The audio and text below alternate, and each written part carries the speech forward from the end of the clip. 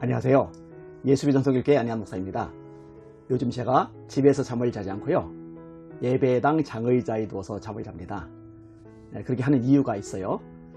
저에게 코로나 확진자가 나왔고 이것 때문에 오랫동안 고통을 당한 사람들이 있어요. 병원에 입원했다가 퇴원한 분들도 그렇고 또 격리당한 분들도 그렇고 가정적으로 핍박이 너무 심해서 예배를 못 나오는 그런 성도들이 있거든요. 얼마나 속상할까, 얼마나 힘들까 이런 생각을 하니까요, 제가 편안하게 잠을 잘 수가 없는 거예요. 그래서 내가 기도하다가 예배당에서 장의자에서 그냥 자자 해서 지금 잠을 자고 있어요. 이제 10여일째 되었습니다. 또 이번에 격리 때문에 사업상 타격을 받은 성도들도 있거든요. 또 직장에서 잘린 성도들도 있어요. 그분들을 위해서라도 내가 좀 편안하게 있을 때는 아니다, 기도하다가 잠을 자자 해서 자게 되는 겁니다. 불편한 게 생각보다 많더라고요. 제가 덩치가 꽤 커요. 얼굴이 그래도 갸름한 편이라 살쪄 보이지는 않는데 허리가 지금 38입니다. 좀 문제가 있어요. 빼려고 노력을 많이 합니다. 근데 장의자 폭이 좁잖아요. 저는 자면서 오른쪽으로 왼쪽으로 이렇게 뒹굴면서 자는 스타일인데, 오른쪽으로 가면은 바닥으로 굴러 떨어져요. 왼쪽으로는 가려고 해도 등받이가 가로막고 있어 꼼짝달싹 못해요. 굉장히 답답하더라고요. 처음에는 여름이니까 반바지를 입고 자는데, 반바지 입고 자니까 새벽녘이 춥더라고요. 그래서 그 진 추리닝을 지금 입고 자고 있어요. 그리고 이제 베개 없이 잠을 잤는데요, 한 이틀 자고 나서 목이 아파가지고 제대로 못 움직이는 거예요. 뒷골이 막 땡기고 정신 못 차리겠더라고요. 그래서 베개도 이제 가져가고 또 작은 이불도 하나 지금 가져다 놓고 잠을 자고 있습니다. 제일 골치 아픈 게 뭐냐면은 목이에요. 목이. 분명히 이제 모기향을 펴놨는데도 예배당 공간이 넓잖아요. 이 넓은 공간을 다 커버를 못해요. 그러니까 팔이고 다리고 얼굴이고 막 계속 뜯기는 거예요. 다음날 되면은 아내가 가렵지 않도록 약을 발라줘요. 그리고 밤에 잘 때 또 목에게 뜯기고. 그러면서 제가 다윗 생각이 좀 나더라고요. 저는요, 장의자 반듯한 데서 자잖아요. 게다가 의자 위에 쿠션이 있잖아요. 그래도 딱딱하진 않단 말이에요. 다윗이 아둘람 동굴에 살 때 그 동굴 밑에 그런 쿠션이 없죠. 울퉁불퉁하죠.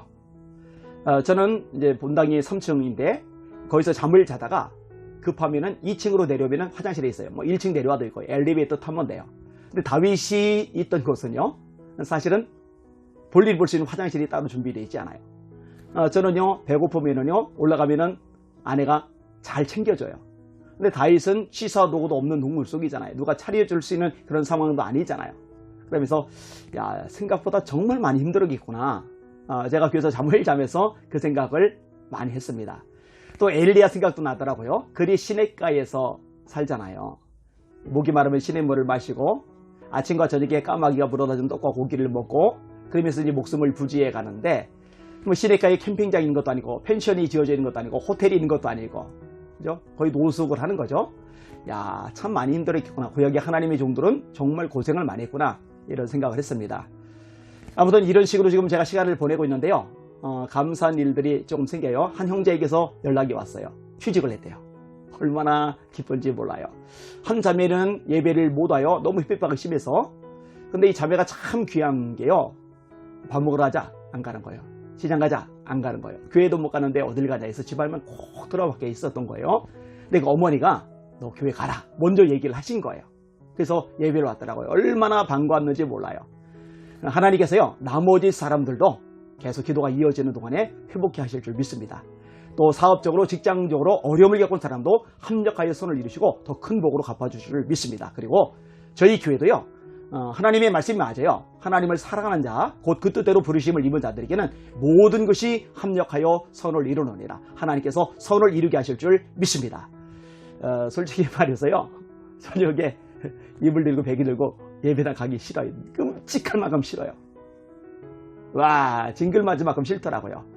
그래도 한번 제가 버텨보려고 그러는데, 방송 듣는 시청자 여러분, 저를 생각하시면서 불쌍히 여기는 마음으로 한마디씩만 기도해 주면은 좀 지겹고 가기 싫은 마음이 좀 더 가라앉을 것 같아요. 기도해 주시면 감사하겠습니다.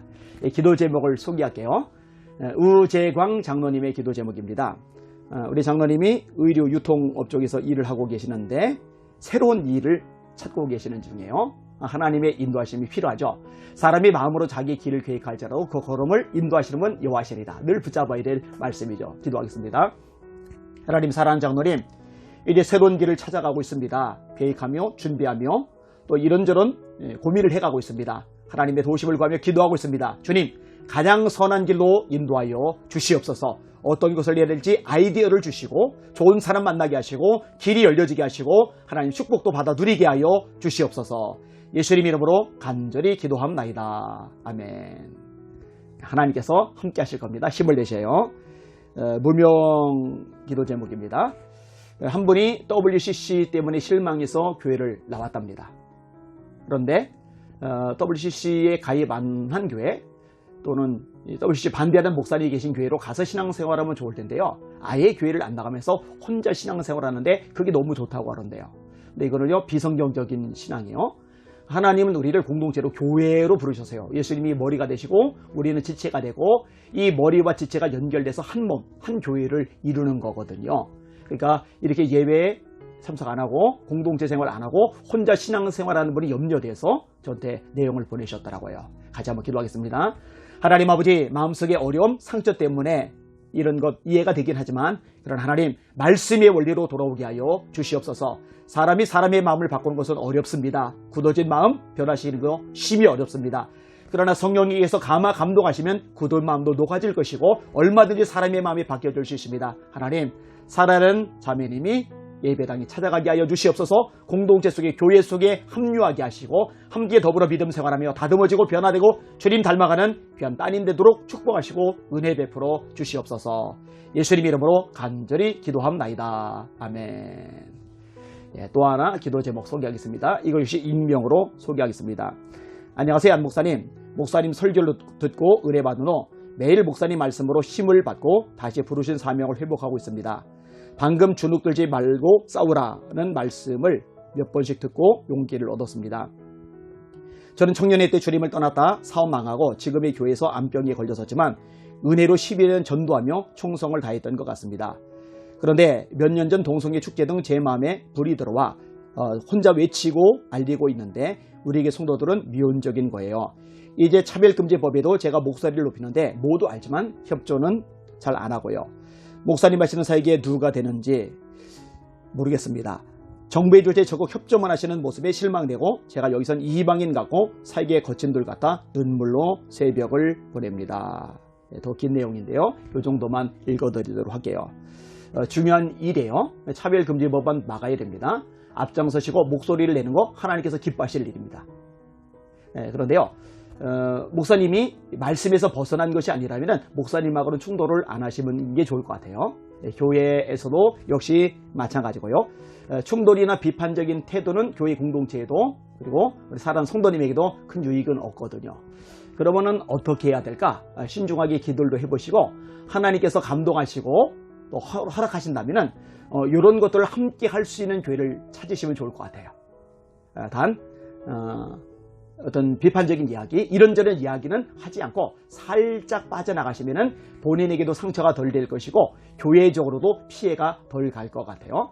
아무튼 차별금지 법안 막는 일은 정말 중요한 일이고 꼭 해야 될 일입니다. 그 일에 대해서는 박수를 보내드리고 싶습니다. 용기 있는 모습 주님께서 기뻐하실 줄 믿습니다. 기도할게요. 하나님 아버지, 우리에게 말씀하셨습니다. 너희 중에 누구든지 지혜가 부족하거든 모든 사람에게 후히 주시고 꾸짖지 아니하신 하나님께 구하라. 그러면 주시리라. 하나님, 사랑하는 따님에게 하늘의 지혜를 허락하여 주시옵소서. 어떻게 결정을 내릴지 말씀하시고 하나님의 말씀대로 쌓인 대로 순종하여 움직이게 하여 주시옵소서.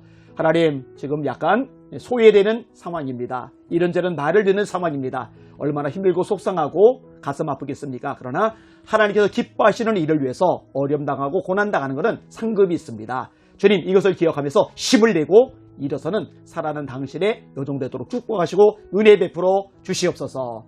이 모든 말씀 예수님 이름으로 간절히 기도합나이다. 아멘. 여러분의 기도 제목을 유튜브 댓글로 또 페이스북 댓글로 또 이메일로 카톡으로 보내주시면 이렇게 계속 기도해 드리도록 하겠습니다. 참 감사하게도 이렇게 기도할 때요, 이 방송을 보시면서 같이 기도하시는 분들이 꽤 많아요. 하나님께서 반드시 역사하시고 인도하시고 축복하실 줄 믿습니다. 날마다 주님의 이름으로 승리하십시오. 할렐루야.